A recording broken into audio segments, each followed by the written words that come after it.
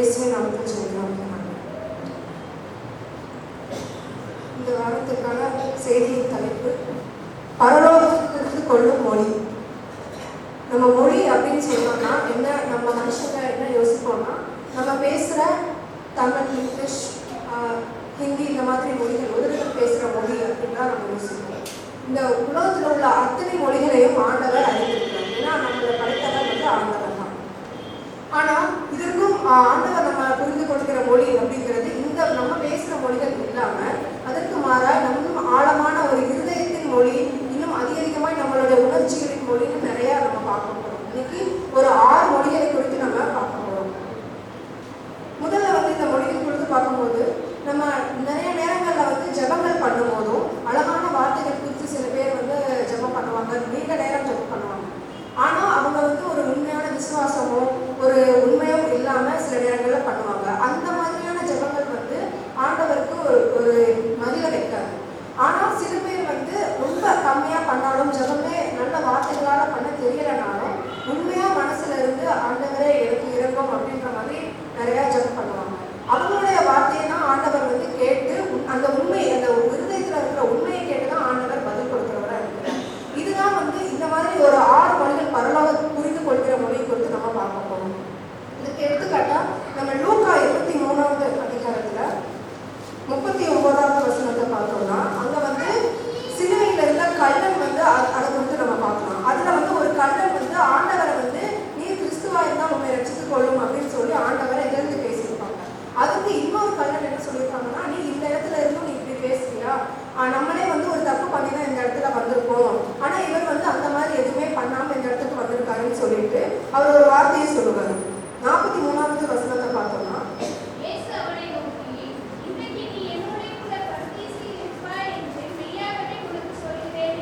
42 வசனம்,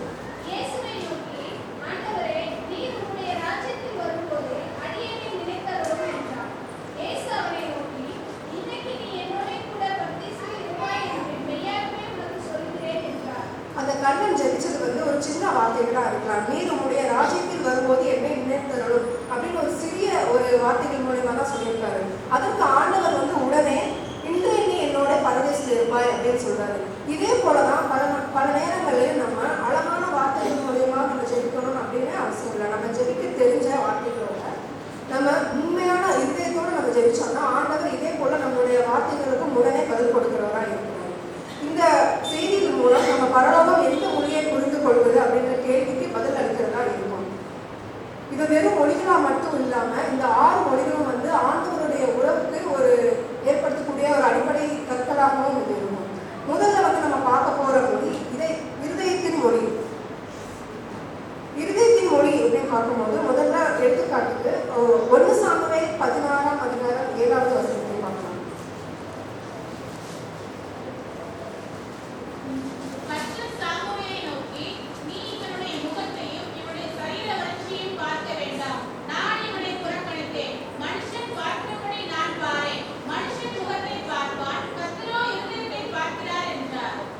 இந்த வசனத்துல தேவன் சாமுவேலுக்கு ஒரு முக்கியமான பாடத்தை அவர் கற்றுக் கொடுக்கிறார். சவுலுக்கு பிறகு புதிய ராஜாவை அபிஷேகம் செய்ய தேவன் சாமுவேலை பெத்லஹேமுக்கு அனுப்பினார். அங்க ஈசாயின் மூத்த மகனான எலியாவை பார்த்து அவரோட உயரத்தையும் அவரோட தோற்றத்தையும் பார்த்து இவர் தான் ஆண்டவர் தேர்ந்தெடுத்தவர் அப்படின்னு சொல்லி நினைச்சாரு. ஆனால் தேவன் அவரிடம் சொன்னாரு, நீ இவனுடைய முகத்தையும் இவனுடைய சரீர வளர்ச்சியும் பார்க்க வேண்டாம், நான் இவனை புறக்கணித்தேன் அப்படின்னு சொல்லிட்டு, மனுஷன் பார்க்கிறபடி நான் பாரேன், மனுஷன் முகத்தை பார்க்கிறான், கர்த்தரோ இருதயத்தை பார்க்கிறார் அப்படின்னு சொல்றாரு. மனிதர்கள பெரும்பாலும் நம்ம வெளிப்புற அழகு, கல்வி, திறமை, பதவி இந்த மாதிரி காரியங்களை நம்ம பார்க்கிறோம். இந்த இடத்துலையும் சாமுவேல் இதே போலதான் அவருடைய உயரத்தையும் அவருடைய வளர்ச்சியும் பார்த்து இவரை தான் ஆண்டவர் தேர்ந்தெடுக்கிறார் அப்படின்னு நினைச்சிருக்காரு. ஆனா ஆண்டவர் அவருடைய வெளிப்புறமான தோற்றத்தை பார்க்காம அவருடைய இருதயத்தை அறிந்திருக்கிறாரு. இருதயத்தின் தூய்மையை தான் பல நேரங்களில் நமக்கு பார்க்கிறார். நம்மளுடைய நோக்கம், நம்மளுடைய விசுவாசம் எப்படி இருக்கு அப்படின்னு சொல்லிதான் பார்க்கிறார். அதன் பின் தான் தாவீதை அவர் தேர்ந்தெடுத்தார். இன்னும் கூட ஒரு எடுத்துக்காட்டுக்கு பார்க்கலாம். 1 சாமுவேல் 3வது அதிகாரத்துல 9, 10வது வசனம்.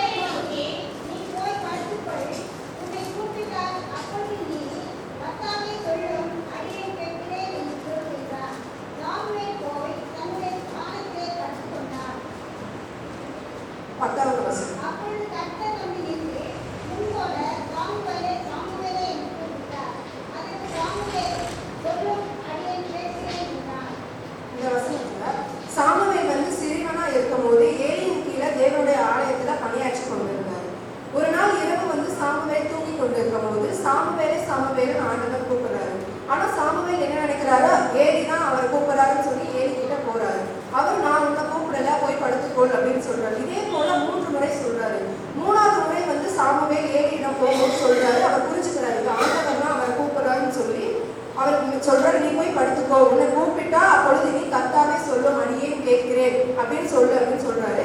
சாமுவேலும் வந்து அதே போல படுத்துக்கொண்டார். திரும்பியும் ஆண்டவர் கூப்பிடும் போது அதே வார்த்தையை வந்து அவர் சொல்றாரு. சாமுவேல் வந்து ஒரு சிறுவனா இருந்திருக்கலாம். அவருக்கு வந்து அந்த இடத்துல ஒரு பெரிய ஒரு அனுபவம் இருந்திருக்காது, ஒரு எந்த ஒரு அந்த ஞானமும் அவர்கிட்ட இருந்திருக்காது. ஆனா அவர்கிட்ட இருந்தது அவருடைய வார்த்தைக்கு கீழ்ப்படுகிற ஒரு இருதயம் இருந்துச்சு. ஆண்டவர் அவரோட கூப்பிடுறார் அப்படின்னு சொன்ன உடனே அவருக்கு கீழ்ப்படிஞ்ச ஒரு இருதயம் அவர்கிட்ட இருந்துச்சு. அந்த கேட்க தயாரான இருதயத்தை தான் ஆண்டவர் வந்து பார்த்து அவரை வந்து அழைத்தாரு. இன்னைக்கும் தேவன் வந்து நம்மளுடைய உறவுல நம்ம அவருடைய குரலை கேட்கும் மனதோட இருக்கணும் அப்படின்னு தான் நம்ம நினைக்கிறாரு. வெறுமனையா நம்ம வந்து ஜெபிக்காம அவருடைய குரலை கேட்க நம்ம தயாரா இருக்கிறோமா அப்படின்ற இருதயத்தை ஆண்டவர் வந்து எதிர்பார்க்கிறாரு. நம்மளும் சில நேரங்கள்ல வாழ்க்கையில வந்து நிறைய நேரங்கள்ல பல குரல்கள் நமக்கும் இருக்கும். மற்றவங்களோட கருத்து இப்படி இருக்கும், சமூகத்தோட எதிர்பார்ப்பு இப்படி இருக்கும், எதிர்காலத்தை குறித்த பயம், இந்த மாதிரி நிறைய காரியங்களை குறித்து நம்ம யோசிக்கிறோம். ஆனாலும் நம்ம எல்லாத்துக்கும் நடுவுல தேவனுடைய வார்த்தைக்கு செவி கொடுக்கிற இருதயம் நம்ம கிட்ட இருந்துச்சுன்னா எந்த சூழ்நிலையா இருந்தாலும் ஆண்டவர் வந்து நம்மளுடைய ஜபத்துக்கு பதில் கொடுப்பார். நம்மளுடைய வாழ்க்கையில நல்ல ஒரு வழியிலே நடத்துவராக இருக்கிறார். இன்னொரு வேற ஒரு உதாரணத்தை பார்த்தோம்னா, எலிசாவிடம் வந்து அந்த விதையின் எண்ணெய் குறித்து பார்க்கலாம். 2 ராஜாக்கள் 4ஆம் அதிகாரத்துல அதை குறித்து இருக்கு. ஒரு தீர்க்கதரிசியின் மனைவி வந்து எலிசாவிடம் வந்து தன்னுடைய குடும்பத்தின் மிகப்பெரிய பிரச்சனையை வந்து சொல்றாங்க. அவருடைய கணவர் வந்து இறந்துட்டாரு, கடனும் இருந்துச்சு. அந்த கடன்காரர்கள் வந்து அவருடைய பிள்ளைகள் 2 பேரையும் அடிமைகளா கூட்டிட்டு கொண்டு போறாங்க அப்படின்னு சொல்றாங்க. இதற்கு வந்து எலிசா வந்து அவர்கிட்ட நான் உனக்கு என்ன செய்யணும், உன் வீட்டுல என்னது இருக்கு அப்படின்னு சொல்லி கேட்கிறாங்க. அதுக்கு அவங்க சொல்றாங்க, ஒரு கூட என்ன இல்லாம உங்களது அடியாரின் வீட்டில் வேற எதுவுமே இல்லை அப்படின்னு சொல்றாங்க. 3ஆவது வசனமும் 4ஆவது வசனமும் வாசனம்.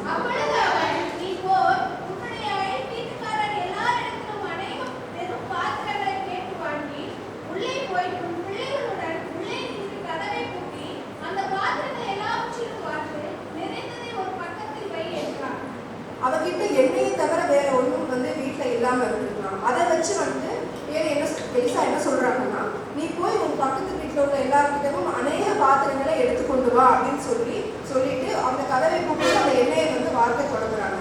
அந்த பாத்திரங்கள் எல்லாம் நிறையிற வரையும் அந்த எண்ணெய் வந்து ஊத்திட்டே இருந்துச்சு. அதுக்கப்புறம் பாத்திரங்கள் நிறைஞ்ச உடனே வேற இன்னொரு பாத்திரம் இருக்கான்னு கேட்கறாங்க, இல்லை, அதோட எண்ணெயும் வந்து நின்று விட்டது. அதுக்கப்புறம் அந்த குடும்பம் வந்து அந்த எண்ணெயை விட்டு இன்னும் அதிகமாக அவங்களோட கடனையும் தீர்த்து அவங்க ஆசீர்வாதமாய் இருப்பீங்க அப்படின்னு சொல்லி எலிசா வந்து அந்த இடத்துல சொல்லியிருக்காரு. அதே போல அது வந்து நடந்துச்சு. அவங்களிடம் இருந்தது வந்து மிகச்சிறிய ஒரு பொருளா இருந்திருக்கலாம். வெறும் எண்ணெயை வச்சு நமக்கு என்ன கிடைக்கும் அப்படின்னு நம்ம அந்த நேரத்துல நினைச்சிருக்கலாம். ஆனா ஆண்டவர் வந்து நம்ம கிட்ட இருக்கிற சிறிய ஒரு விஷயமா இருக்கும், இதை வச்சு எப்படி நடக்கும் அப்படின்னு நம்ம நிறைய நேரங்கள்ல ஒரு சந்தேகத்தோட இருக்கலாம். ஆனா ஆண்டவரை வந்து நம்ம முழு மனசோட நம்ம ஏற்றுக்கொண்டு அவர்கிட்ட நம்ம பேசணும் அப்படின்னா எந்த ஒரு சின்ன விஷயமா இருந்தாலும் நம்மளுடைய கற்பனைக்கு அப்பாற்பட்டதாக இருந்தாலும் ஆண்டவர் அந்த விஷயத்தை வச்சு நம்மளுடைய குடும்பத்தின் பிரச்சனைகளா இருந்தாலும் என்ன கஷ்டங்களா இருந்தாலும் நமக்கு பதில் அளிக்கிறவராக இருக்கிறார். அதற்கு எடுத்துக்காட்டாக இந்த விதைவின் எண்ணெய் குறித்த ஒரு எடுத்துக்காட்டை நமக்கு மிக முக்கியமா இருக்கும். இதுல நம்ம தெரிஞ்சுக்கிற முக்கியமான பாடம் என்னன்னா, நம்மகிட்ட இருக்கிறது சிறிதா இருந்தாலும் அதை தேவனிடம் நம்ம ஒப்படைச்சோம்னா ஆண்டவர் வந்து அதை நம்மளுக்கு பயன்படுத்தி நல்ல ஒரு வழியை காட்டுவாரு. நம்மளும் இந்த நேரத்துல வந்து நிறைய நம்மளுடைய திறமைகள் சின்னதா இருக்கலாம், நம்மள்கிட்ட பணம் ரொம்ப கம்மியா இருக்கலாம், வாய்ப்பு இல்லாம இருக்கலாம். ஆனா ஆண்டவர் அதை வந்து பயன்படுத்துவார். நம்ம சபையிலும் வந்து என்கிட்ட இருக்கிறது ஒரு சின்ன திறமை அப்படின்னு நம்ம நினைக்கலாம். ஆனா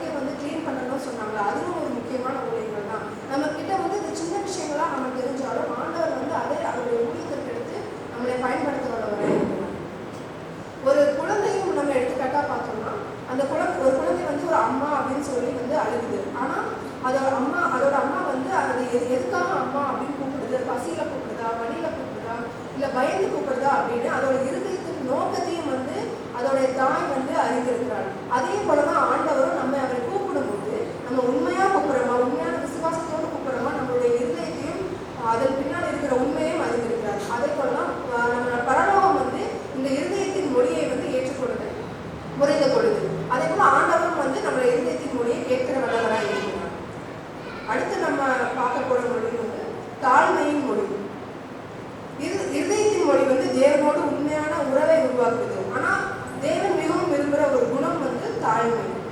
இன்னும் இந்த உலகத்துல வந்து நம்மளுடைய பெருமையை பத்தி நம்ம இந்த உலகம் நம்மளை வந்து பேச சொல்லும். உன்னை உயர்த்திக்கோ, உன்னுடைய பெருமையை பற்றி பேசு, உன்னுடைய சாதனைகளை பத்தி பேசு அப்படின்னு சொல்லி நம்ம உலகம் நமக்கு கற்றுக் கொடுக்குது. ஆனா வேதாகமம் நமக்கு சொல்றது என்னன்னா, இதற்கு வந்து ஒரு மாறுபாடான விஷயங்களை தான் நமக்கு வந்து சொல்லுது. தாழ்மை அப்படிங்கிறது வந்து நம்ம தாழ்வா நம்மளை நினைக்கிறது கிடையாது. தேவனுக்கு முன்னாடி நம்ம யார் அப்படின்னு உணர்றது தான் உண்மையான தாழ்மை. தாழ்மையான ஒருவர் வந்து ஆண்டவர் என்னுடைய சிருஷ்டிகர், நான் அவருடைய படைப்பு, என்கிட்ட இருக்கிறது எல்லாமே தேவனுடைய கிருபையால் எனக்கு கிடைச்சது, தேவன் இல்லாமல் நான் எதுவும் இல்லை அப்படின்னு நினைக்கிறது தான் உண்மையான தாழ்மை. தாழ்மைங்கிறத நம்ம பலவீனமா நினைக்காம அது தேவனுடைய வல்லமையே பெறுகிற ஒரு முழுமையான ஒரு மனநிலை. நம்ம பரலோகம் புரிந்து கொள்ற இந்த தாழ்மையின் மொழினா, கர்த்தாவை நான் உங்களை முழு மனதோடு சார்ந்திருக்கிறேன், உடைய கிருபை இல்லாமல் என்னால் ஒன்றும் செய்ய முடியாது அப்படின்னு நம்ம ஜெபிக்கிற அந்த மொழி தான் உண்மையான ஒரு தாழ்மையின் மொழி. இதுக்கு ஆதாரமா ஒரு வசனம் வாசிக்கலாம். லூக்கா 18வது அதிகாரம் 14ஆம் வசனம்.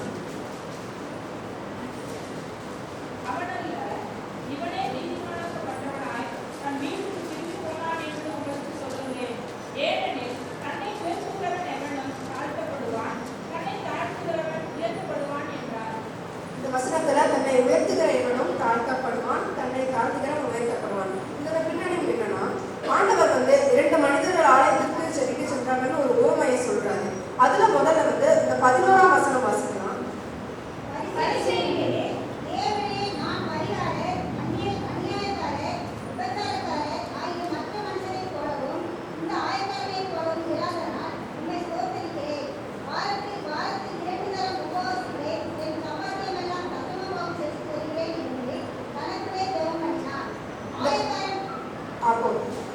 இந்த வசனங்களை பார்க்கும்போது பரிசேயன் வந்து எப்படி ஜெபம் பண்ணுவாங்கன்னா, நான் மற்றவங்களை போல இல்லை, நான் உபவாசம் இருக்கேன், நான் வந்து தசமபாகம் கொடுக்குறேன் அப்படின்னு சொல்லி நான் வந்து அவரை உயர்த்தி தான் அந்த இடத்துல ஜெபம் பண்ணியிருப்பாரு. ஆனா இதுவே வந்து அந்த ஆயக்காரனோட ஜெபத்தை பார்க்கலாம். 13ஆம் வசனம் வாசிக்கலாம்.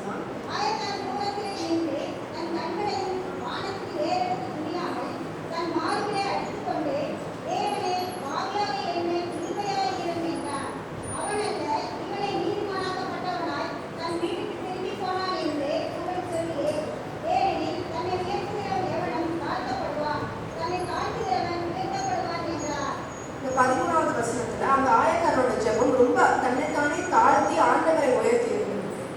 அவர் வானத்தை கூட பார்க்க துணியாம அவர் தன்னுடைய மார்பிலை அடித்துக்கொண்டு பாதியாக என் மேல் கிருபையா இரும் அப்படின்னு ஒரு சின்ன வார்த்தையை மட்டும்தான் அவர் வந்து சொல்றாரு.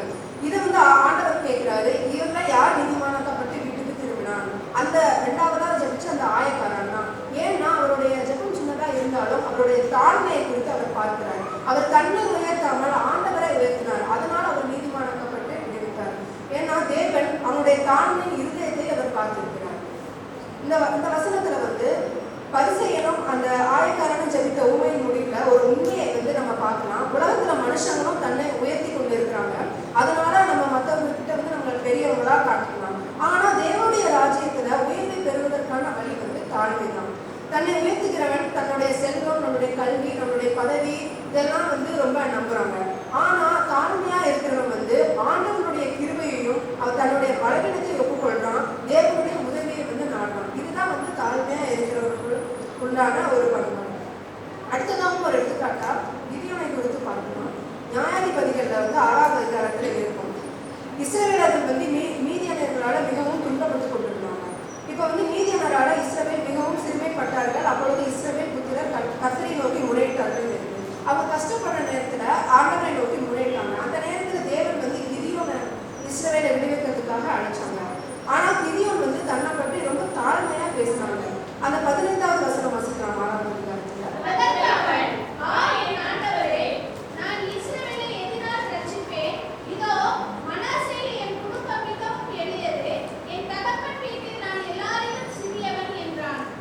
அவர் என்ன சொல்றாருன்னா,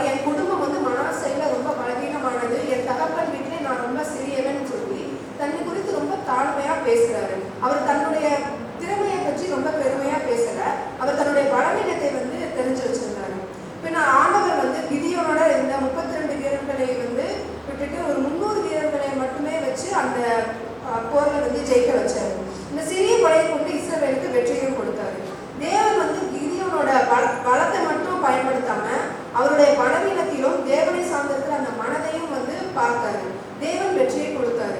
என்னுடைய திறமையால் இதை செய்வேன் அப்படின்னு நம்ம சொல்லாம, ஆண்டவருடைய கிருபையால் இதை செய்வேன் அப்படின்னு நம்மளே தன்னைத்தானே எப்போ நம்ம தாழ்த்துறோமோ ஆண்டவர் நம்மளை அந்த இடத்துல உயர்த்தி நமக்கு வெற்றி கொடுக்கிறவரா இருக்கிறார்.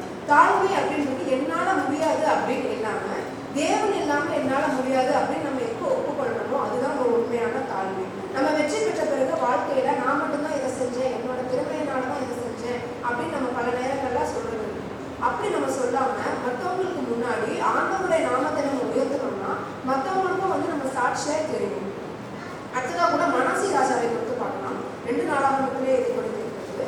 மனாசி ராஜா ஆரம்ப காலத்துல தேவனுக்கு விரோதமா பல காரியங்களை கொடுத்து செஞ்சாரு. அவர் விக்கிரகங்களை அமைச்சாரு, தேவனுடைய மக்களை தவறான வழியிலே நடத்தினாரு. அவர் செஞ்ச தீமைகள் ரொம்ப அதிகமா இருந்துச்சு. அதனால தேவன் அவரை அசீரியர்களின் கைக்கு ஒப்பு கொடுத்தாரு. மனாசே அதனால மிகவும் துன்பப்பட்ட போது அவர் தேவனை தேடினாங்க. 2 நாளாகமம் 33 12வது வசனத்தை வாசிக்கலாம். இப்படி அவன் நெருக்கப்படுகையில் தன் தேவனாகிய கர்த்தரை நோக்கி கெஞ்சி தன் பிதாக்களின் தேவனுக்கு முன்பாக மிகவும் தன்னை தாழ்த்தினான். அவர் முன்னாடி செஞ்சது நிறைய பாவங்கள் இருக்கலாம், தப்பான வழிகள் நடத்திருக்கலாம், ஆண்டவருக்கு விருப்பமா நிறைய காரியங்கள் செஞ்சிருக்கலாம். ஆனா அவர் அவர் ரொம்ப கஷ்டப்படும் போது ஆண்டவரை தன்னை தாழ்த்தி அவரை தேடினார். என் பிதாக்கள் தேவனுக்கு முன்பாகவும் மிகவும் தன்னை தாழ்த்தினான் அப்படின்னு இருக்கு. அவர் ரொம்ப தாழ்த்தி அவர் ஜெயிச்சனால ஆண்டவர் அவரை நோக்கி அவர் விண்ணப்பம் பண்ணி கொண்டிருக்கிற போது அவர் கெஞ்சுதலுக்கு இறங்கி அவன் ஜெபத்தை கேட்டு அவனை திரும்பவும் எருசலேமுக்கு தன்னுடைய ராஜ்யத்திற்கு வர பண்ணினான். கர்த்தரே தேவன் அப்படின்னு சொல்லி அப்பொழுது மனாசே அறிந்தார். தேவன் அவருடைய ஜெபத்தை கேட்டார். பின்னர் அவர் மீண்டும் எருசலேமுக்கு அழைத்து வந்தார். அதற்கு பிறகு மனாசே தன்னுடைய வாழ்க்கையில மாற்றத்தை தொடங்கினார். இதோட விளக்கம் என்னன்னா, மனாசே ஒரு ராஜா, அவர்கிட்ட நிறைய பெரிய பதவி இருந்துச்சு, அதிகாரம் இருந்துச்சு. ஆனா அவருடைய அதிகாரம் அவரை தேவனுக்கு மேலாக அவரால் உயர்த்த முடியவில்லை. துன்பத்து நேரத்துல கூட அவர் ஆண்டவரை தேடுற ஒரு சூழ்நிலை வந்துச்சு. அப்படி அவரை தன்னை தானே தாழ்த்தி ஆண்டவரை தேடும்போது அவருக்கு ஒரு வெற்றி கிடைத்தது. அதே போலதான் நம்மளுடைய வாழ்க்கையிலும் நம்மளுக்கு எந்த ஒரு சூழ்நிலையாகவும் இருக்கலாம், கஷ்டங்களாகவும் இருக்கலாம், நம்மளை தாழ்த்தி ஆண்டவரை நம்ம தேடணும்னா நம்மளுடைய வாழ்க்கையிலும் அது வெற்றி கொடுக்கும். நம்ம தாழ்மை அப்படின்றது இப்போ நம்ம மழை பெய்யும் போது பார்த்தோம்னா ஒரு மேடான இடத்துல ஒரு மலைகளிலும் மழை நீர் தேங்காது, ரொம்ப தாழ்மையான இடங்கள் எல்லாம் தேடும். அதே போல ஒரு மரமும் பார்த்தோம்னா நிறைய கனி குடிக்கிற மரம் கொஞ்சம் சாஞ்சுதான் இருக்கும், ஆனா ஒரு கனியை கொடுக்காத மரம் நிமிர்ந்து நிற்கும். அதே போல ஆவிக்குரிய கனிகளாக நிறைந்த நம்மளுடைய வாழ்க்கையும் தாழ்மையால தான் அலங்கரிக்கப்படும்.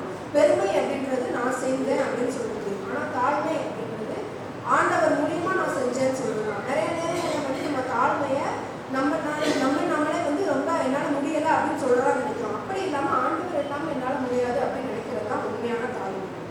இதுதான் பரலோகம் புரிந்து கொள்கிற ஒரு தாழ்மையின் மொழியா இருக்கு. அடுத்ததான் நம்ம மனதிருமுதலின் மொழியை குறித்து பார்க்கணும்.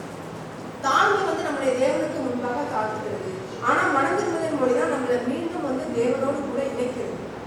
வேதாந்தத்துல ஒரு மிகவும் அழகான ஒரு வார்த்தை தான் மனதிருமுதல். ஆனா நம்ம நிறைய நேரங்கள்ல அதை எப்படி நம்ம புரிஞ்சிருக்கிறோம்னா, மனதிருமுதல் அப்படின்னா நம்ம செய்த தப்புக்காக வருந்துவது, கண்ணீர் விடுவது, பயப்படுவது, அப்புறம் நம்ம அது ஒரு விஷயத்துல நம்ம மாட்டிக்கிட்டோம் அப்படின்னா அதுல இருந்து வெளிவருவதற்காக என்ன மன்னிச்சிருங்க அப்படின்னு சொல்றோம்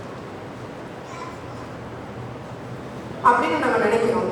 ஆனா வேதாகமும் இதை விட ஆழமா ஒரு காரியத்தை சொல்லுது. கிரேக்க மொழி ஒரு வார்த்தை இருக்கு, மெட்டனோவா அப்படின்னு. அந்த வார்த்தைக்கான குரல் என்னன்னா, மனதிலும் வாழ்க்கையிலும் மாற்றம் ஏற்பட்டு தவறான பாதையிலிருந்து தேவனை நோக்கி திரும்புதல். இதுதான் நம்ம வேதாகமும் மனம் திரும்புதல் அப்படின்னு சொல்லுது. கர்த்தாவை நான் தவறு செய்தேன் அப்படின்னு மட்டும் சொல்லாம, கர்த்தாவை என் பாவத்தை விட்டு விலக்கி உண்மை நோக்கி திரும்புகிறேன், என் வாழ்க்கையை மாற்றும் நம்ம என்னைக்கு உண்மையா நம்ம மனதளவுல இருந்து நம்ம ஜெயிக்கிறோமோ அதுதான் உண்மையான மனம் திரும்புதல். பரலோகம் ஒருத்தர் குற்ற உணர்ச்சியில இருக்காங்கன்னு சொல்லி மகிழ்ச்சி அடையாது. ஆனால் ஒருவர் ஆண்டவரை நோக்கி ஒரு இருதயம் திரும்புது அப்படின்னு நினைக்கும் போதுதான் அந்த மனம் திரும்புதலை குறித்து தான் பரலோகம் சந்தோஷப்படும். கர்த்தாவே நான் பழைய மனிதனாக இருக்க விரும்பவில்லை, என்னை மாற்றும் உங்களுடைய வழியிலே நடத்தும் நம்ம உண்மையா ஜெபிச்சோம்னா அதுதான் உண்மையான பரலோகம் ஏற்றுக்கொள்ள மனம் திரும்புதலின் மொழி. இதற்கு ஒரு எடுத்துக்காட்டா நம்ம பார்த்தோம்னா சங்கீதம் 51ஆம் அதிகாரத்துல இருக்கு. சங்கீதத்தை தாவீது ராஜா பத்சேபாளிடம் செய்த பாவத்தை குறித்து எழுதியிருக்கிறாரு. அதுல தனது பாவத்தை அவர் மறைக்க முயற்சித்தாரு. தனது பாவத்தை மறைக்க முயற்சி உரியாவை கொலை செய்ய ஏற்பாடு செஞ்சாரு. நீண்ட நாட்கள் அது குற்ற உணர்ச்சியிலே வாழ்ந்தார். நாத்தான் தீர்க்கதரிசி வந்து அவருடைய பாவத்தை சுட்டி காட்டும் போது தாவீது ராஜா தன்னை நியாயப்படுத்தல, அதுக்கு மாறா தேவனே சுத்த இருதயத்தால் என்னை சிருஷ்டியும் அப்படின்னு ஜெபிச்சாரு. அப்போ வந்து அவர் ஒரு பெரிய ஒரு உண்மையை வந்து அந்த இடத்துல அவர் உணர்ந்தார். தேவன் வந்து வெளிப்புற பலிகளை விட மனம் திரும்பிய இருதயத்தையே விரும்புகிறார் அப்படின்னு சொல்லி அந்த இடத்துல தாவீது வந்து அந்த சங்கீதத்தை எழுதுறாரு. இன்னும் நம்ம நிறைய பேர் வந்து சபைக்கு போறோம், ஜெபிக்கிறோம், காணிக்கை செலுத்துகிறோம், ஆராதனையில பங்கேற்கிறோம். ஆனா உண்மையான மனம் திரும்புதல் இல்லை. நம்ம கிட்ட ஒரு பாவம் இருந்துச்சுன்னா, ஏன்னா மனுஷங்கள் இயல்பாவே நம்ம வந்து பாவங்கள் செய்வது உண்டு. ஆனா ஆண்டவர் வந்து பாவங்களை செய்கிறவர் விலக்கி விடுகிறவர் இல்லை. மனம் திரும்புதல் அப்படிங்கிற ஒரு காரியம் இருக்குல்ல, நம்ம மனம் திரும்பி நம்ம உண்மையான ஆண்டவர்கிடம் வந்தோம்னா ஆண்டவர் நம்மளை ஏற்றுக்கொள்வராக இருக்கிறார், நம்மளுடைய வாழ்க்கையிலே நம்மளை வழிநடத்துவராக இருக்கிறார். இதற்கு இன்னொரு உதாரணமா நம்ம வந்து அந்த இளையகுமாரன் கதையை கூட எடுத்துக்கொள்ளலாம். லூக்கா 15ஆம் அதிகாரத்தில் இருந்து ஒரு இளைஞன் வந்து தன்னுடைய தந்தையிடம் பணத்தின் சொத்தையும் வந்து பிரித்து வாங்கி கொண்டு விட்டு போறாரு.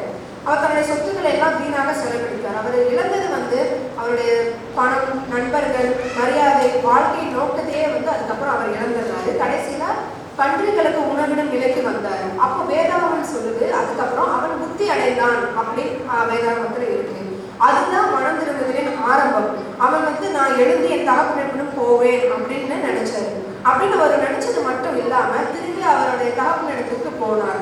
அவர் அப்படி போகும்போது அவருடைய தந்தை வந்து அவரை ஓடி வந்து அவனை தழுவி ஒரு அங்கி அணிவித்து அவருக்கு மோதிரத்தை வந்து அணிவித்து அவருக்கு ஒரு விருந்தை ஏற்பாடு செய்தார். இப்படிதான் மனம் திரும்புதல் அப்படிங்கிற ஒரு ஆரம்பமே நடக்குது. மனம் திரும்புதல் வந்து தேவனை நாடுகிற ஒவ்வொருவரையும் தேவன் வந்து அன்போடு ஏற்றுக்கொள்கிறா இருக்கிறார். நம்ம பாவங்கள் செய்யலாம், இதே போல வந்து நம்ம நிறைய உலக பிரகாரமான காரியங்களே இருக்கலாம். ஆனா நம்ம உண்மையா என்னைக்கு உணர்ந்து ஆண்டவரிடம் திரும்பி வருகிறோமோ அப்பொழுது எப்படி இந்த இளையகுமாரன் தந்தை வந்து அவரை ஏற்றுக்கொண்டு அவருக்கு பல காரியங்களை செய்கிறாரோ அதே போல் நம்மளையும் ஏற்றுக்கொண்டு நமக்கும் ஒரு ஜீவ கிரீடத்தை வந்து ஆண்டவர் நமக்கு கொடுக்கிறவராய் இருக்கிறார். இதே போல நாகமானை குறித்த ஒரு எடுத்துக்காட்டுக்கு பார்க்கலாம். 2 ராஜாக்களே 5ஆம் அதிகாரத்தில் இது குறித்து இருக்கு. நாகமான் வந்து சீரிய நாட்டோட ஒரு படைத்தளபதியா இருக்கிறார். அவர் ஒரு பெரிய அதிகாரம் கொண்டவர். ஆனா அவருக்கு வந்து ஒரு தொழுநோய் இருந்துச்சு. இஸ்ரவேல்ல இருந்த தீர்க்கதரிசியான எலிசாவிடம் அவர் வந்து போனாரு.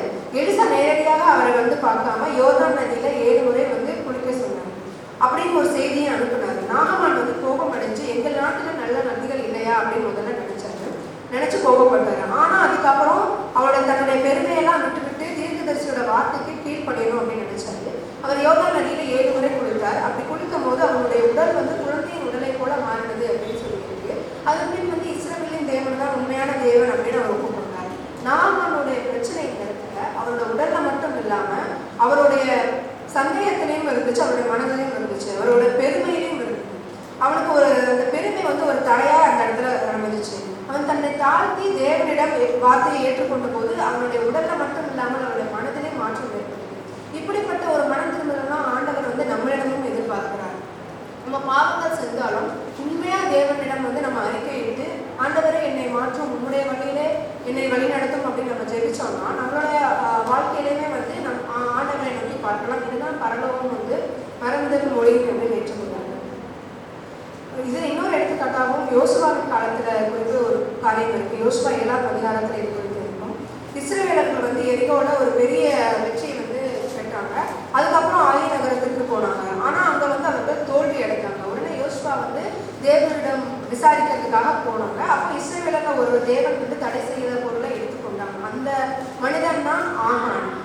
அவர் வந்து தேவனுடைய கட்டளையை மீறி ஒரு பொருளை எடுத்துக்கொண்டார். பின்னாடி அதை நம்ம பார்க்கும்போது நான் பார்த்து ஆசைப்பட்டு எடுத்துக்கொண்டேன் அப்படின்னு சொல்லி அவர் சொல்றாரு. ஆகான் செய்த தவறு வந்து மறைக்கப்பட்டிருந்துச்சு.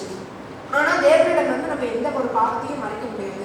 நம்மளும் பல நேரங்கள்ல வந்து அந்த பாவத்துல ஒரு பாவம் செஞ்சுட்டோம்னா அந்த பாவத்துல இருந்து வெளியே வர்ற ஒரு வழி என்னன்னா அதை மறைச்சிடலாம் அப்படின்னு நினைப்போம். ஆனா பாவத்துல இருந்து முழுமையா வெளியே வர்ற வழி வந்து நம்ம மறைக்கிறது கிடையாது. ஆண்டவரிடம் நம்ம வந்து ஒப்பு கொடுத்து நம்ம உண்மையை என்னைக்கு நம்ம சொல்றோமோ அந்த ஒரு ஒளிவு மறைவு இல்லாம ஆண்டவருக்கு நம்ம இருக்கிறது தான் உண்மையான மனம் திரும்புதல். அந்த நேரத்துல வந்து நம்ம பாவத்திலிருந்து வெளிவரலாம், ஆண்டவரை நோக்கி நம்ம பயணிக்கலாம். ஒரு எடுத்துக்காட்டுக்கு நம்ம பார்த்தோம்னா ஒருத்தர் வந்து ஒரு இடத்துக்கு வண்டி ஓட்டிட்டு போறாங்கன்னு நம்ம நினைச்சுக்கணும்.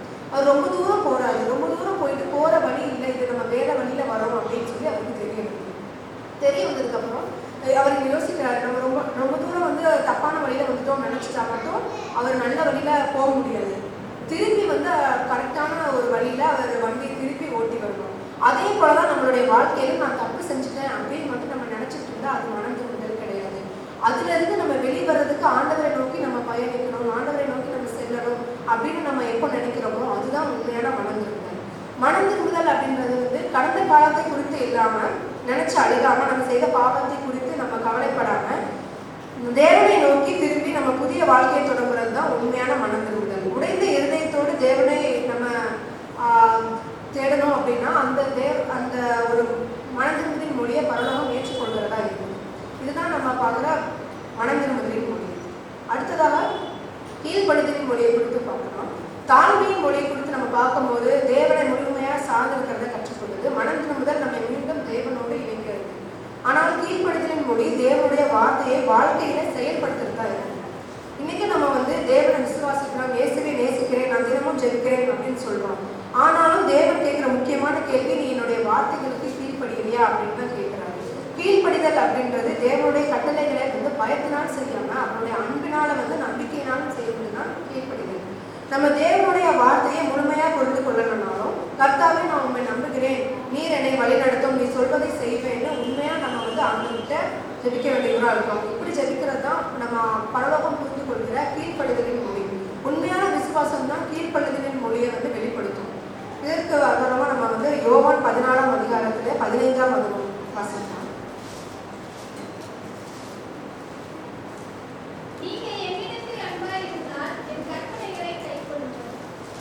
இந்த வசனத்துல ஏசப்பா வந்து ஒரு ஆழமான உண்மையை வந்து சொல்றாரு. நீங்கள் என்னை நேசித்தால் என்னை பற்றி பேசுங்கள் அப்படின்னு சொல்லல, நீங்கள் என்னை நேசித்தால் என் கற்பனைகளை கைக்கொள்ளுங்கள் அப்படின்னு சொல்றாரு. இதன் மூலம் வந்து தேவனை நேசிப்பது வெறும் வார்த்தைகளால மட்டும் இல்லாம நம்ம வாழ்க்கையில வந்து நம்ம நிரூபிக்க வேண்டியவங்களா இருக்கிறோம். இதைதான் ஆண்டவர் வந்து இந்த இடத்துல வெளிப்படுத்துறாரு. தேவனுடைய கட்டளைகள் வந்து நம்மளை கட்டுப்படுத்துவதற்காக கிடையாது, நம்மளை பாதுகாக்கவும் நம்மளை வந்து ஒரு நல்ல ஒரு வழியில நடத்தவும் ஆசீர்வாதமான வாழ்க்கைக்கு அழைத்து செல்லவும் தான் அவருடைய கீழ்ப்படிதல் வந்து. கீழ்ப்படிதல் அப்படிங்கிறது தேவனுடைய அன்பை பெறுவதற்கான ஒரு வழியாகவும் இருக்கு. ஏற்கனவே அவருடைய அன்பை பெற்றவர்களின் நன்றி உணர்வையும் வந்து நம்ம வெளிப்படுத்தக்கூடியதா வந்து கீழ்ப்படிதல் மொழி இருக்கு.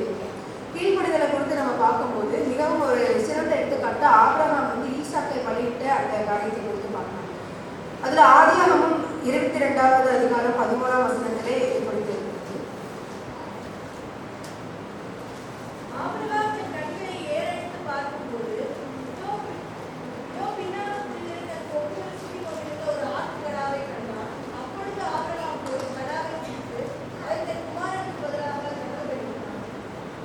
இந்த வசனத்தின் பின்னாடி என்னன்னா, தேவன் வந்து ஆபிரகாமிடம் உன்னுடைய ஒரே மகனான ஈசாக்கை பலிக்கு ஒப்புக்கொடு அப்படின்னு சொல்றாரு. இது வந்து நம்மளுடைய மனித அறிவுக்கு ரொம்ப கடினமான ஒரு விஷயம். ஏன்னா ஆபிரகாம் வந்து ஈசாக்கை குறித்து தான் வந்து நிறைய வாக்குத்தத்தம் கொடுத்திருக்காரு. இதன் மூலமா தான் அவன் சந்ததியே இருக்கும் அப்படின்னு சொல்லியிருக்காரு. ஆனா இதுக்கு ஒரு மாறுபாடா ஒரு காரியத்தை வந்து சொல்லும் போது நம்ம கிட்ட வந்து இந்த மாதிரி ஒரு காரியம் சொல்லும் போது நம்ம நிறைய கேள்விகள் எழுப்புவோம், வாக்குவாதம் பண்ணுவோம். ஆனா ஆபிரகாம் வந்து அப்படி நினைக்காம ஈசாக்கை வந்து கொடுத்து வாக்குத்தத்தம் சொல்லிட்டு நமக்கு இப்படி ஒரு காரியமா ஆண்டவர் சொல்றாரு அப்படின்னு எந்த ஒரு கேள்வியும் எழுப்பாம அவர் தேவனுடைய வார்த்தைக்கு கீழ்ப்படிஞ்சு போகும்போது அடுத்த நாள் காலையிலே அவர் வந்து அதிகாலையிலே அவர் ஈசாக்கை கூப்பிட்டு போனார் அப்படின்னு சொல்லியிருக்கு. ஆபிரகாம் வந்து ஈசாக்கை பலியிட தயாரான போது இந்த வசனத்தில் நம்ம வாசிச்ச மாதிரி தேவன் வந்து ஒரு ஆட்டுக்கடாவை ஏற்பாடு செய்து அதை வந்து பலிக்கு கொடுத்தாரு. இதன் மூலம் வந்து நம்ம கீழ்ப்படிதலின் மூலம் அவருடைய விசுவாசம் வெளிப்பட்டது. பின்னாட்கள்ல வந்து அவருடைய அந்த கீழ்ப்படிதல் வந்து மிகப்பெரிய ஒரு எடுத்துக்காட்டாகவும் அமைஞ்சிச்சு. உலக விசுவாசிகளுக்கெல்லாம் அவர் வந்து ஒரு முன்மாதிரியாகவும் அவர் இருந்தார். இதன் மூலமா வந்து நம்ம கீழ்ப்படிதல் வந்து எந்த ஒரு சூழ்நிலையாகவும் இருக்கலாம். நமக்கு வந்து இது எப்படி முடியும் என்னால அப்படின்னு நம்ம நினைக்கலாம். ஆனா ஆண்டவர் வந்து நம்மளை கைவிட மாட்டாரு. நம்மளுடைய எந்த சூழ்நிலைகளா இருந்தாலும் ஆண்டவர் வந்து நம்ம கீழ்ப்படிஞ்சு நடந்தோம் அப்படின்னா நமக்கு வந்து ஒரு நல்ல ஒரு பாதையை காட்டுறதா இருக்கிறார். இது நம்ம இன்னொரு காரியத்தை குறித்து பார்க்கலாம். நாகமானின் கீழ்ப்படிதல் குறித்து பார்க்கலாம். 2 ராஜாக்கள் 5ஆம் அதிகாரத்திலே அது குறித்து அந்த நம்ம இதுக்கு முன்னாடி நம்ம பார்த்தோம்ல, நாகமான் வந்து ஒரு படைத்தளபதியா இருந்தாரு, ஏசா கிட்ட போனாருன்னு சொல்லி அந்த இடத்துல வந்து நம்ம கீழ்ப்படிதலையும் குறித்து பார்க்கலாம். ஏன்னா முதல்ல வந்து அவர் கோபம் அடைஞ்சு திரும்பி வந்து அவர் மனம் திரும்பினாலும் மனம் திரும்புறதுக்கு பின்னாடி அவர் வந்து அந்த கீழ்ப்படிதல் இருந்தது. அந்த கீழ்ப்படிதல்னாலதான் அவருக்கு அந்த உடல் நோய் மட்டும் இல்லாமல் அவருடைய மனதும் வந்து சுத்தமாச்சு. அதனால் இதே கீழ்ப்படிதல் அப்படின்றது சின்ன விஷயமா இல்லாமல் ஆண்டவருக்கு முன்னாடி கீழ்ப்படிதல் மிகவும் ஒரு பெரிய காரியமாக இருக்கிறது. அடுத்தும் ஒரு எடுத்துக்காட்டாக எரிகோ நகரை சுற்றி வந்த இஸ்ரவேலர்களை குறித்து பார்க்கலாம். எரிகோ நகரம் வந்து மிகவும் ஒரு வலிமையான ஒரு மதில் வந்து பாதுகாக்கப்பட்டிருந்துச்சு. இதை வந்து அதை எப்படி வெல்ல முடியும் அப்படின்னு நம்ம யோசிச்சு பார்த்தோம்னா, ஒரு இராணுவத்தை குறித்து நம்ம ஒரு போர் செஞ்சு நம்ம இது பண்ணலாம் அப்படின்னு நினைப்போம். ஆனால் தேவன் வந்து ஒரு மாறுபாடான ஒரு காரியத்தை ஒரு வழிமுறையை வந்து யோசுவாவிடம் வந்து சொன்னார். இஸ்ரவேலர்கள் வந்து 6 நாட்கள் நகரத்தை சுற்றி வர வேண்டும். 7வது நாள் 7 முறை சுற்றி வந்து எக்காலம் முதலும் பின்னர் மக்கள் ஆர்ப்பரிக்க வேண்டும் சொன்னார். இதே போல அவங்களும் செஞ்சாங்க. அவங்க ஆர்ப்பரித்து முடிச்ச உடனே தேவனுடைய கட்டளையோட அப்படியே செஞ்சு ஆர்ப்பரித்து முடிச்ச உடனே எரிகோவோட மதில்கள் வந்து இடிந்து விழுந்துச்சு. இஸ்ரவேலர் வந்து அந்த திட்டம் வந்து ரொம்ப சாதாரணமா இருக்கலாம். இதன் மூலம் எப்படி வந்து வெற்றி பெறும் அப்படின்னு சொல்லி அவங்க வாதாடாம ஆண்டவருடைய காரியத்தை அந்த நோக்கத்தையும் அறிந்திருந்து அவரை முழு விசுவாசமா அவருடைய வார்த்தைக்கு வந்து கீழ்ப்படிஞ்சாங்க. அப்படி கீழ்ப்படிஞ்சதன் மூலம் வந்து ஆண்டவர் ஒரு வேறு ஒரு வித்தியாசமான ஒரு வழியில அவர்களுக்கு ஒரு வெற்றியை கொடுத்தார். அதை பற்றி நம்ம இன்னைக்கு வரைக்கும் நம்ம பார்க்கணும். இதே போலதான் நம்மளுடைய வாழ்க்கையிலுமே வந்து ஆண்டவர் வித்தியாசமான ஒரு வழிமுறைகள்ல ஒரு நோக்கத்துல வந்து நம்மளை வழிநடத்துவதா இருக்கிறார். ஆனால் எந்த ஒரு எப்படி ஒரு காரியமா இருந்தாலும் அது எப்படிப்பட்டதா இருந்தாலும் ஆண்டவர் நம்மளை வழிநடத்துறாருன்னு சொல்லி நம்ம அந்த வார்த்தைகளுக்கு அவருடைய வார்த்தைகளுக்கு கீழ்ப்படிந்து நம்ம நடந்தோம் அப்படின்னா ஆண்டவர் இதே போல நம்மளுடைய வாழ்க்கையில வெற்றி கொடுக்கிறவரா இருக்கிறாரு. நம்ம இது ஒரு காரியம் நடக்கும்போது ஒரு வேலையில ஒரு சின்ன காரியங்களா இருக்கலாம். இது எப்படி நம்ம இதன் மூலமா வேலை நடக்கும், இல்லை வேறு பிரச்சனைகளா இருக்கலாம், பண காரியங்களா இருக்கலாம். இதை எப்படி நம்ம செய்ய முடியும் அப்படின்னு சொல்லலாம். ஆனால் ஆண்டவர் நம்மளுடைய பேசுகிற ஒவ்வொரு வார்த்தையும் வந்து நம்மளுக்கு நல்ல ஒரு பாதையிலே வழி நடத்தும். அதுக்கு நம்ம கீழ்ப்படிஞ்சா மட்டும்தான் நம்மளுடைய வாழ்க்கையில ஒரு வெற்றி பெற்ற அதுவும் மற்றவங்களுக்கு முன்னாடி ஒரு சாட்சியாகவும் நம்ம வாழணும். இதற்கு ஒரு உதாரணமா நம்ம பார்த்தோம்னா, டாக்டர் கிட்ட நம்ம போகிறோம். அங்கே போயிட்டு ஒரு நமக்கு உடம்பு சரியில்லை அப்படின்னு சொல்லி அவர்கிட்ட நம்ம கேட்குறோம். கேட்டுட்டு நான் உங்களை தான் ரொம்ப நம்பி இருக்கேன், நீங்கள் தான் காப்பாற்றணும் அப்படின்னு சொல்லி கேட்குறோம். கேட்டுட்டு அவர் மருந்தெல்லாம் எழுதி கொடுக்குறாரு. நம்ம வீட்டுக்கு வந்ததுக்கப்புறம் அவரை நம்ம நம்பி மட்டும்தான் நம்ம அவரை நம்புகிறோம், அவர் நம்மகிட்ட போயிட்டு வந்தனால நமக்கு சரியாயிடும் அப்படின்னு மட்டும் நம்ம நினைக்க மாட்டோம். அந்த மருந்தையும் நம்ம சாப்பிடுவோம். அப்படி நம்ம மருந்தை சாப்பிடாம அவரை நம்ம பார்த்துட்டு வந்துட்டோமே அவர் மேலே எனக்கு நம்பிக்கை இருக்குன்னு நினச்சோம்னா நமக்கு எதுவுமே சரியாகாது. அதே போல தான் ஆண்டவரிடமும் வந்து அவரை நம்பிட்டு மட்டுமே இருந்தோம் அப்படின்னு நம்ம ஜெபிச்சுட்டு மட்டுமே இருந்தோம் அப்படின்னா நம்மளுடைய வாழ்க்கையில அவர் மாற்றம் ஏற்படாது. அவருடைய வார்த்தைகளுக்கு நம்ம கீழ்ப்படிஞ்சு என்னைக்கு மற்றவங்களுக்கு முன்னாடி ஒரு உதாரணமா நம்ம நடக்கிறோமோ அன்னைக்கு தான் நம்மளுடைய வாழ்க்கையிலுமே வந்து மாற்றம் ஏற்படுத்தக்கூடியதா இருக்கும். கர்த்தாவே நமது சித்தம் நடக்கும் அப்படின்னு ஒவ்வொரு காரியத்திலும் நம்ம என்னைக்கு சொல்றோமோ தேவனுடைய வழியில நடக்கிறது தான் ஒரு கீழ்ப்படுதலின் மொழியா வந்து பரலோகம் சொல்லுது. பரலோகம் வந்து நம்ம பேசுற வார்த்தைகளை மட்டும் இல்லை, நம்மளுடைய வாழ்க்கையும் வந்து கவனிக்குது. நம்ம வெறும் வார்த்தைகள் மட்டும் இல்லாமல் கீழ்ப்படுதலை வந்து நம்மளுடைய வாழ்க்கை மூலமாகவும் நம்ம வெளிப்படுத்தும். இதுதான் பரலோகம் ஏற்றுக்கொள்கிற கீழ்ப்படுதலின் மொழி. அடுத்ததாக நம்ம பார்க்கிற மொழி வந்து அன்பின் மொழியை குறித்து பார்க்கணும். கீழ்ப்படுதல் வந்து தேவனுடைய வார்த்தையை வாழ்க்கையில செயல்படுத்துது. ஆனா இவ வந்து அனைத்திற்கும் மேலாக பரலோகம் ரொம்ப முக்கியமா புரிந்து கொள்கிற ஒரு மொழி தான் அன்பின் மொழி. ஏன்னா வேதாகமத்துல வந்து தேவன் அன்பா இருக்கிறான்னு சொல்லி பல இடங்கள்ல நம்ம பார்க்கிறோம். அன்பை குறித்து நிறைய இடங்கள்ல தேவன் வந்து அதிகமாய் சொல்லி நம்ம பார்க்கிறோம். 1 யோவான் 4:8 கூட தேவன் அன்பா இருக்கிறார் அப்படின்னு தெளிவா போட்டிருக்கு. அன்பு என்பது வந்து ஒரு உணர்ச்சியா மட்டும் இல்லாம நான் உண்மை நேசிக்கிறேன் அப்படின்றது மட்டும் இல்லாம வேதாகமத்தினோட அன்பு எப்படின்னா பிற மற்றவங்களுடைய நன்மையை வந்து நம்ம விரும்புறது, அடுத்தவங்களை மன்னிக்கிறது, தியாகம் செய்யறது, உதவுவது, எதிர்பார்ப்பு இல்லாம நம்ம செய்யறதுன்னா அன்புன்னு சொல்லி ஆண்டவர் வந்து நமக்கு கொடுக்கிறார். தேவன் வந்து நம்மளை முதல்ல நம்மளை நேசித்தனாலதான் நானும் அவரை நேசித்து பிறரையும் நேசிக்க வேண்டும் அப்படின்னு சொல்லி சொல்றாரு. அன்பின் மொழி என்ன சொல்றதுன்னா, கர்த்தாவே நீர் என்னை நேசித்தது போல நானும் உங்களை நேசித்து பிறரையும் நேசிக்க விரும்புகிறேன். இப்படி நம்ம வந்து வாழ்க்கையில நம்ம நடந்தோம்னா நம்மளும் பரலோகம் புரிந்து கொள்கிற அன்பின் மொழியை பெற்றுக்கொள்ளணும். இதற்கு ஒரு எடுத்துக்காட்டாக 1 கொரிந்தியரை பார்க்கலாம். 1 கொரிந்தியர் 13ஆம் அதிகாரத்துல 1 முதல் 3 வசனம்.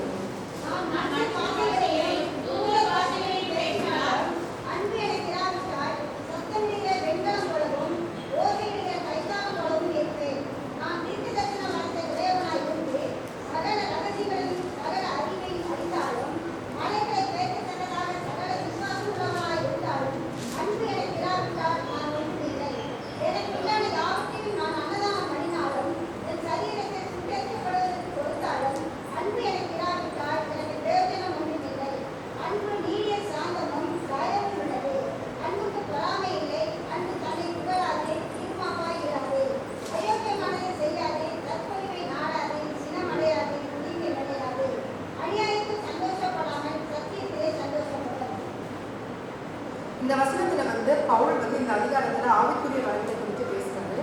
அதுல வந்து ஒருத்தர் பல மொழிகளை பேசலாம், தீர்க்க தரிசனம் செய்யலாம், அதிக அறிவை பெற்றிருக்கலாம், அதிக காணிக்கை கொடுக்கலாம், பெரிய உரிமை செய்யலாம். ஆனா அவங்க கிட்ட அன்பு இல்லைன்னா இவை அனைத்தும் தேவனுடைய பார்வையில மதிப்பற்றதா ஆகிவிடும் அப்படின்னு பவுல் இந்த இடத்துல சொல்லியிருக்கிறாரு. நம்மளுமே வந்து இந்த வசனத்தை மூலியமா தெரிந்து கொண்டது என்னன்னா, அறிவு அன்பில்லாம இருந்துச்சுன்னா அது ஒரு பெருமையை உண்டாக்கும். உண்மை அன்பில்லாம இருந்துச்சுன்னா அது வந்து கடுமையா மாறும். ஊழியம் அன்பில்லாம இருந்துச்சுன்னா அது வெறும் கடமையாய் மட்டும்தான் இருக்கும். நம்ம ஒருத்தங்களுக்கு செய்யற உதவி அன்பில்லாம இருந்துச்சுன்னா அது மற்றவங்களுடைய பார்வைக்காக நம்ம செய்கிற ஒரு காரியமா அமைஞ்சிடும். அதனாலதான் தேவன் நம்ம என்ன காரியம் செஞ்சாலும் அன்பு அப்படின்ற ஒரு காரியம் இருக்கணும்னு சொல்லி இந்த அதிகாரத்துல நம்ம சொல்றாரு.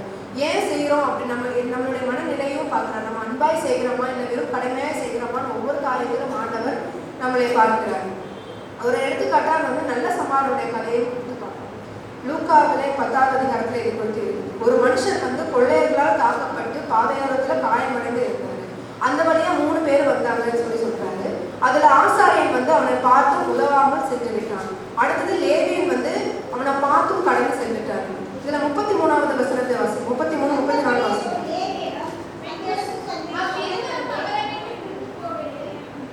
33, 34.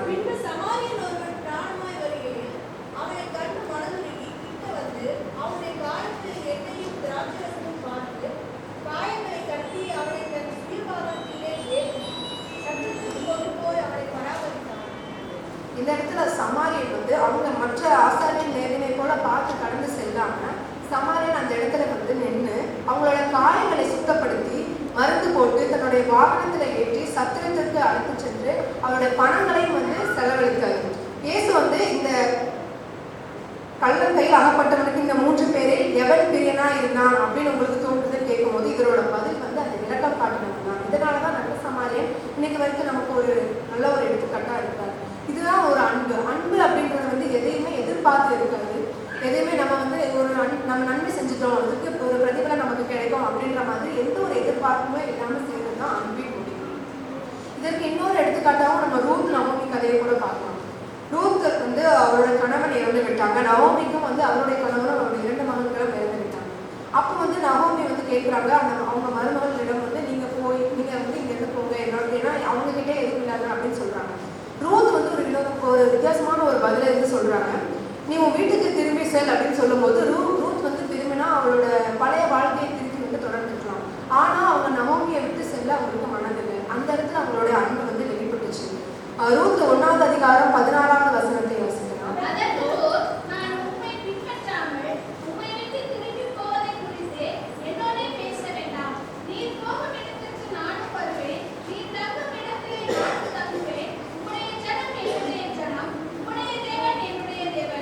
அந்த இடத்துல வந்து ரூத் அவங்களுடைய அன்பை வந்து நவோமியிடம் வெளிப்படுத்திருக்காங்க. நீங்க போற இடத்துக்கு நானும் போவேன், நீங்க தங்குற இடத்துல நானும் தங்குவேன். அவங்களுக்கு இதன் மூலியமா வந்து ஒரு பெரிய ஒரு நன்மை உடனே கிடைக்காம இருந்திருக்கலாம். ஆனாலும் அவளுடைய அன்பையும் விசுவாசத்தையும் வந்து அவ அந்த இடத்துல தேர்ந்தெடுத்தாள். அதன் பின் அவளுடைய வாழ்க்கை வந்து மாறுபட்டுச்சு. ஆனால் அந்த இடத்துல உண்மையான எந்த ஒரு எதிர்பார்ப்பும் இல்லாத அன்பு வந்து ரூத் வந்து நவோமியிடம் வெளிப்பட்டாள். இதே போலதான் நம்மளும் வந்து வாழ்க்கையில அன்பு வந்து ஒரு வசதியான நேரத்துல மட்டும் சரி. சில பேருக்கு பதவி இருக்கு, வசதி இருக்கு, பணம் இருக்குன்றதுக்காக நிறைய ஹெல்ப் செய்வாங்க. இதை நம்ம நிறைய இடங்கள்ல பார்த்துருக்கோம். ஆனா இப்படி பார்த்து செய்யறது வந்து உண்மையான அன்பு கிடையாது. ஒருத்தட்டு நம்ம எந்த காரியமும் இல்லை, அவங்க கிட்ட இருந்து நமக்கு எந்த பலன் இல்லைன்னு தெரிஞ்சாலும் நம்மளால முடிஞ்ச உதவியை செய்யறது தான் உண்மையான அன்பு. இதுதான் பரலோகம் ஏற்றுக்கொள்கிற உண்மையான அன்பாகவும் இருக்குது. ஒரு குடும்பத்துல ஒருத்தவங்க வந்து கஷ்டப்படலாம், நம்மளுடைய குடும்பத்திலே எடுத்துக்கிட்டோம்னா ஒருத்தவங்க கஷ்டப்படலாம். அதுல நம்ம அந்த நேரத்துல நம்மளுடைய பதவி, பணம், நேரங்களை செலவிடுறதும் ஒரு உண்மையான ஒரு அன்பு. நம்மளுடைய நேரங்களை செலவிடுறது அப்படின்னா நம்ம வேலைக்கு போய்கிட்டு இருக்கோம், ஆனா வீட்டுல வந்து ஒருத்தவங்க கஷ்டப்பட்டு இருந்தாங்கன்னா நம்மளுடைய அந்த நேரத்தை அவங்களோட செலவழிச்சோம் அப்படின்னா பணம் மட்டும் இல்லாமல் நேரங்களையும் நம்ம செலவழிக்கிறதும் ஒரு அன்பின் மொழியாக கூட இருக்கு. இன்னொரு எடுத்துக்காட்டா கூட யோனத்தானும் தாவீதுக்கும் உள்ள அன்பை குறித்து நம்ம பார்க்கலாம். 1 சாமுவேல் 18வது அதிகாரத்துல இது கொடுத்திருக்கிறது. தாவீது வந்து கோலியாத்தை வீழ்த்தின பிறகு சவுலின் மகனான யோனத்தானோட ஒரு நெருங்கிய நட்பு ஏற்பட்டது. 18ஆம் அதிகாரத்திலே 1வது வசனத்தை வாசிக்கலாம்.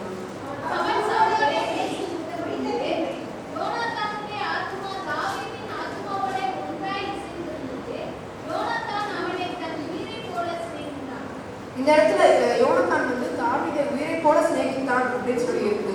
உண்மையாய் வந்து தாவீதை நேசித்தாரு. ஆனால் தாவீது வளர்ந்து வரும் புகழை பார்த்து சவுலுக்கு வந்து பொறாமை ஏற்பட்டுச்சு. சவுல் வந்து தாவீதை வந்து கொல்ல முயன்றார். அதுக்கடுத்து 19ஆம் அதிகாரத்திலே 1வது வசனம் 2வது வசனம்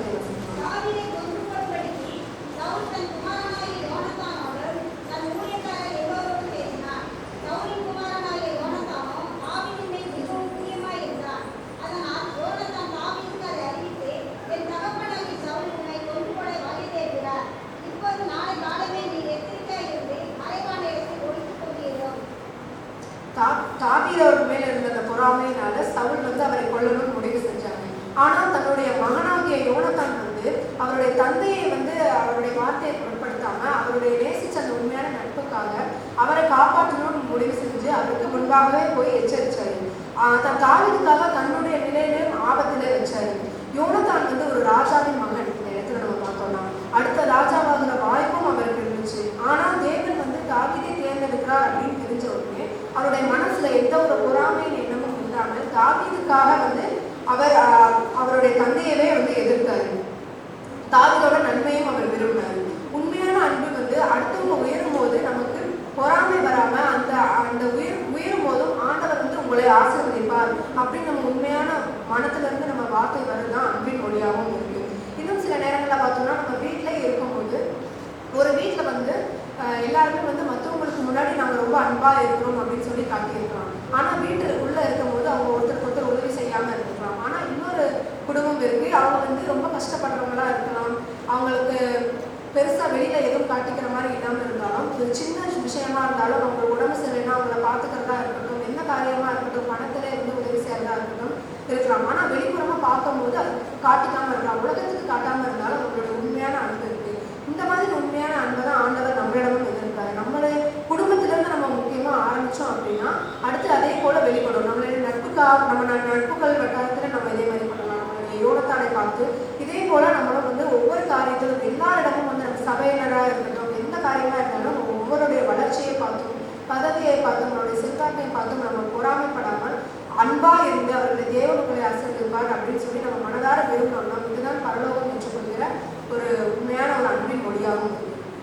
அடுத்து விசுவாசத்தின் மொழியை குறித்து பார்க்கலாம். பரலோகம் புரிந்து கொள்கிற ஒரு மொழினா அது வந்து விசுவாசத்தின் இன்னொரு மொழி. விசுவாசம் அப்படிங்கிறது வந்து தேவன் இருக்கிறார் அப்படின்னு நம்புறது மட்டும் இல்லாமல் தேவன் சொல்றத முழு மனதோட நம்பி அவர் எப்போ அவர் சொன்ன வார்த்தையை வந்து அவர் செயல்படுத்துகிறாரோ அது வரைக்கும் நம்ம வந்து காத்துட்டு இருக்கிறது அதுதான் உண்மையான விசுவாசம். அதான் நம்ம வாழ்க்கையில நம்ம வாழ்க்கையில பல நேரங்கள்ல வந்து நம்ம பார்க்க முடியாத சூழ்நிலைகள், புரிந்து கொள்ள முடியாத நிகழ்வுகளை வந்து நம்ம சந்திக்கிறோம். அந்த நேரத்துல வந்து நம்ம நிறைய கேள்விகளை எழுப்புவோம். ஆனா தேவன் அறிவார், அவர் என்னை நடத்துவார் அப்படின்னு நம்ம இன்னைக்கு நம்ம விசுவாசிக்கிறோமோ இதுதான் வந்து உண்மையான விசுவாசமா இருக்கும். நம்ம வந்து பார்க்குற ஒரு காரியங்களை மட்டும்தான் நம்ம விசுவாசமா இருப்போம். ஆனா ஆண்டவரிடம் நம்ம பார்க்காம இருந்தாலும் அதை நம்ம உணராம இருந்தாலும் ஆண்டவர் செய்வார் அப்படின்னு நம்ம நம்பணும்னா அதுதான் உண்மையான விசுவாசமா இருக்கும். இந்த விசுவாசத்துக்கு வந்து எடுத்துக்காட்டா ஒரு வசனங்களை வாசிக்கலாம். எபிரேயர்ல 11ஆம் அதிகாரத்துல 1வது வசனம்.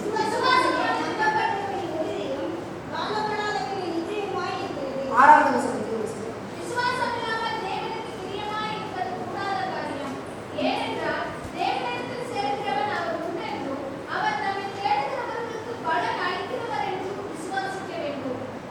எபிரேயர் 11ஆம் அதிகாரத்தை விசுவாசத்தின் அதிகாரம் அப்படின்னு சொல்லலாம்.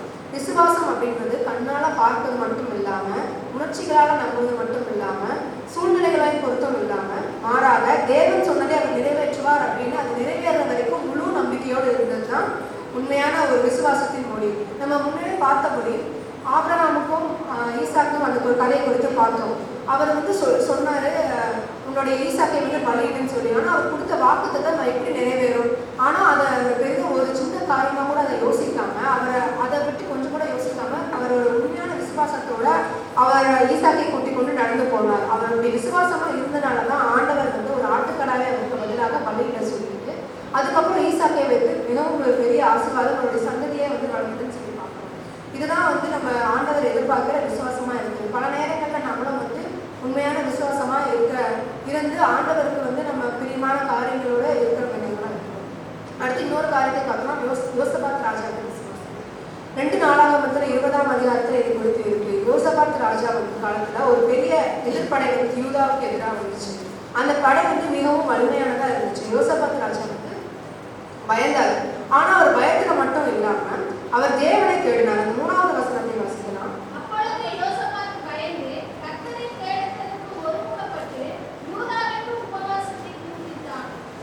முழு யூதாவையும் ஒன்று கூட்டி உபவாசம் ஜெபிக்க செஞ்சாரு. அவர் தேவனிடம் எங்கள் தேவனே அப்படின்னு 12வது அதிகாரத்துல 12வது வசனத்துல எங்கள் தேவனே அவர்களை நீர் நியாயம் தீர்க்க மாட்டீரா, எங்களுக்கு விரோதமாக இந்த ஏராளமான கூட்டத்திற்கு முன்பாக நிற்க எங்களுக்கு பலன் இல்லை இப்படின்னு சொல்லிட்டு நாங்கள் செய்ய வேண்டியது என்னதென்று எங்களுக்கு தெரியவில்லை, ஆகையால் எங்கள் கண்கள் உண்மை நோக்கி இருக்கிறது அப்படின்னு சொல்லி அந்த வசனத்தில் இருக்கு.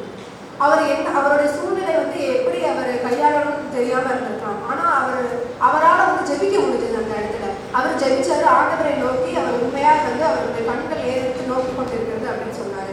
எங்கள் மேல் வரும் இந்த பெரிய கூட்டத்துக்கு முன்பாக என்ன செய்வது எனக்கு தெரியல அப்படின்னு சொல்லிட்டு அவர் கண்ணு நோக்கமா இருக்குன்னு சொல்லி சொல்றாங்க. இந்த விசுவாசம் இந்த இடத்துல மிகவும் அழகான ஒரு வெளிப்பாடா இருந்துச்சு. எங்களுக்கு வழி தெரியல, ஆனா எங்கள் கண் உங்கள் மேலதான் இருக்கிறதுன்னு சொல்லி இந்த இடத்துல அவர் சொல்றாரு. அவர் அப்படி நம்பலனால பின்னர் தேவன் அவர்களுக்காக யுத்தம் செஞ்சு அப்படி அவங்களை ஒருத்தருக்கு ஒருத்தர் அவங்களையே திருப்பி விட்டு ஆண்டவர் யூதாவுக்கு ஒரு வெற்றியை கொடுத்தாரு.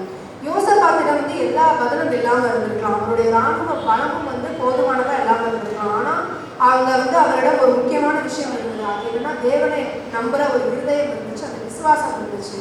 அந்த விசுவாசத்தினாலதான் ஆண்டவர் அவருக்கு ஒரு வெற்றியை கொடுத்தாரு. நம்மளுடைய வாழ்க்கையிலும் சில நேரங்கள்ல அடுத்து என்ன செய்யறது அப்படின்னு சொல்லி ஒரு பெரிய ஒரு கேள்வி இருந்திருக்கலாம். நம்ம என்ன பண்ண போறோம், பண கஷ்டமா இருக்கலாம், என்ன கஷ்டமாவும் இருந்திருக்கலாம். ஆனா ஆண்டவரை இதே போல என் கண் உண்மை நோக்கி இருக்கிறது அப்படின்னு நம்ம நினைச்சு ஜெயிச்சோம் அப்படின்னா ஆண்டவர் நல்ல ஒரு பாதையிலே நம்மளை வழிநடத்த வல்லவராக இருக்கிறார். ஆண்டவர் நமக்கு ஒரு வெற்றியையும் நல்ல பாதையும் நமக்கு காட்டுவாங்க.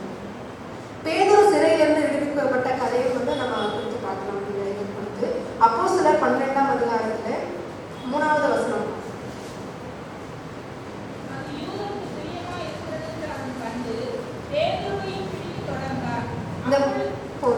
இந்த வசனத்தோட பின்னணி பார்த்தோம்னா ஏரோது ராஜா சபையில இருந்த சிலரை துன்புறுத்த தொடங்கினாரு. பேதுருவையும் சிறையில அடைச்சாரு.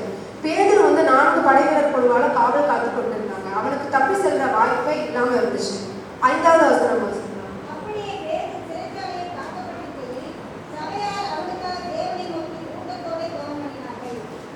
அவருக்கு வெளியே வர எந்த ஒரு வாய்ப்புமே இல்லாம கதவு பூட்டி இருந்த மாதிரிதான் இருந்துச்சு. ஆனா அந்த சபையில உள்ளவங்க பேதுருக்காக தொடர்ந்து ஜெபம் பண்ணி கொண்டே இருந்தாங்க. ஒரு இரவு பேதுருக்கு 2 சங்கிலிகள் கட்டப்பட்டு தூங்கி கொண்டிருக்கும் போது ஒரு தேவதூதர் அவரை எழுப்பி அவருடைய சங்கிலிகளை அவிழ்த்து கதவுகளை திறந்தாரு. பேதுரு சிறையிலிருந்து வெளியே வந்தான். 12வது வசனத்துல பார்த்தோம்னா அவன் இப்படி நிச்சயித்து கொண்டு மார்க்கு என்னும் பேர் கொண்ட யோவானுடைய தாயாகிய மரியாள் வீட்டுக்கு வந்தான். அங்கே அநேகர் கூடி ஜெபம் பண்ணி கொண்டிருந்தார்கள் அப்படின்னு இருக்கு. கடைசியில அவர் விடுவித்து அவர் ஜெபம் பண்ணி கொண்டிருக்கிற இடத்துல போனாங்க. பேதுரு சிறையில இருக்கும் போது தேவன் அவரை மறைஞ்சிருந்தார். சபையினர் சூழ்நிலையை மாற்ற முடியல. ஆனா அந்த சபையினரால முடிஞ்சது என்னன்னா அந்த ஜெபம். அந்த ஒரு ஜெபம் பேதுருவை விடுவிக்க வளர்தான் இருந்துச்சு. நம்மளும் அநேக நேரங்கள்ல நமக்கும் நிறைய பேர் சூழ்நிலைகளை சொல்லலாம். நம்ம மன்றாட்டு ஜெப வேலையில நம்ம நிறைய காரியங்களை கேள்விப்படுறோம். அந்த நம்மளால முடிச்சது என்னன்னா அவங்களுக்கு ஒரு பண உதவியோ எதுவும் பண்ண முடியலனாலும் நம்மளுடைய ஜெபம் ஆண்டவர் அந்த கேட்ட மாற்ற வல்லவராக இருக்கிறார். நம்மளால முடிந்த அந்த ஜெபத்தை நம்ம உண்மையோடு நம்ம பண்ணோம் அப்படின்னா அந்த விசுவாசத்தின் மூலியமா அவங்களுக்கும் ஒரு நல்ல ஒரு நோயிலிருந்து விடுபடலாம், அவங்களுடைய கஷ்டத்திலிருந்து விடுபடக்கூடிய ஒரு சூழ்நிலை ஏற்படும். இதுதான் பரலோகம் புரிந்து கொள்கிற விசுவாசத்தின் ஒரு மொழியா இருக்கிறது. நம்ம பார்த்த இந்த 6 மொழி, இருதயத்தின் மொழி, தாழ்மையின் மொழி, அன்பின் மொழி, கீழ்ப்படுதலின் மொழி, விசுவாசத்தின் மொழி, இந்த ஒவ்வொரு மொழியுமே ஒரே இடத்துல வெளிப்பட்டுச்சு. அந்த இடம் தான் கல்வாரி சிலுவை. கல்வாரி சிலுவையில அந்த 6 இதுவும் வெளிப்பட்டுச்சு. இயேசு பிதாவை முழுமையா விசுவாசித்தார். அவர் தன்னைத்தானே தாழ்த்தி வெளிப்படுத்தினார். பிதாவின் சித்தத்துக்கு முழுமையா அவர் கீழ்ப்படிஞ்சாரு. தன்னுடைய சிலுவையில் அடைந்தவர்களுக்காகவும் அன்போடு அவர் மன்னிச்சாரு. மனம் திரும்புதலான அந்த கல்வனை ஏற்றுக்கொண்டு மனம் திரும்புதலின் மதிப்பையும் உலகுக்கு அவர் கற்றுக் கொடுத்தார். இவை அனைத்தும் ஒரு தூய இருதயத்தின் ஒரு வெளிப்பாடா இருந்துச்சு. இந்த 6 மொழிகளையும் ஒரே இடத்துல காட்டுறது நம்ம ஆண்டவராக இயேசு கிறிஸ்து தான். அந்த 6 மொழிகளையும் அவர் காட்டுனது போல நம்மளுடைய வாழ்க்கையிலும் நம்மளை ரொம்ப உயர்த்தி கொள்ளாமல் நம்ம ஆண்டவரை முன்னாக வைத்து நம்ம தாழ்மையோட உண்மையான இருதயத்தோடையும் விசுவாசத்தோடையும் அவருடைய வார்த்தைகளுக்கு கீழ்ப்படிஞ்சோம். நம்ம தப்பு செஞ்சாலும் அதோட போயிடாமல் மனம் திரும்பி நம்ம வந்தோம் அப்படின்னா ஆண்டவர் ஒரு அன்பான இருதயத்தோடு நம்மளை ஏற்றுக்கொண்டு நம்மளை நல்ல ஒரு பாதையிலே அவர் வழிநடத்தவராக இருக்கிறார். இன்னைக்கும் நம்ம ஒவ்வொரு நாளும் ஒவ்வொரு வேலையிலும் நம்ம கேட்டுக்கொண்ட கேள்வி என்னுடைய இருதயம் ஆண்டவருக்கு பிரியமா இருக்கா, நான் விசுவாசத்தின் மொழியை பேசுறேன்னா, நான் ஆண்டவருக்கு முன்னாடி வேற நம்மளுடைய பணமோ பதவியோ நான் வைக்கலாம், இல்லை ஆண்டவரை நான் முன்னாடி வைக்கலாம் அப்படின்னு நம்ம உண்மையாக நம்ம மனதில் இருக்கணும். அந்த பாவத்துக்கு போனாலும் நம்ம உண்மையாக வந்து அதுலேருந்து நம்ம மீண்டு வந்துருக்கலாம், அதை திருப்பி வந்து அந்த பாவத்தை நம்ம பண்ணாமல் இருக்கணும் அப்படின்னு ஒவ்வொரு காரியத்திலும் நமக்குள்ளே ஒவ்வொரு கேள்வியும் கேட்டு இந்த 6 மொழியில நம்மளோட வாழ்க்கை வந்து பேசக்கூடியதாக இருந்துச்சுன்னா ஆண்டவர் கண்டிப்பாக நம்மளே ஏற்றுக்கொள்வார். பரலோகம் வந்து நம்மளையும் ஏற்றுக்கொள்ளும், நம்மளுடைய இந்த மொழிகளையும் புரிந்து கொள்ள வல்லதாக இருக்கு. இந்த வார்த்தைகளையும் ஆண்டவர் கொடுத்திருக்காய் பேசும்.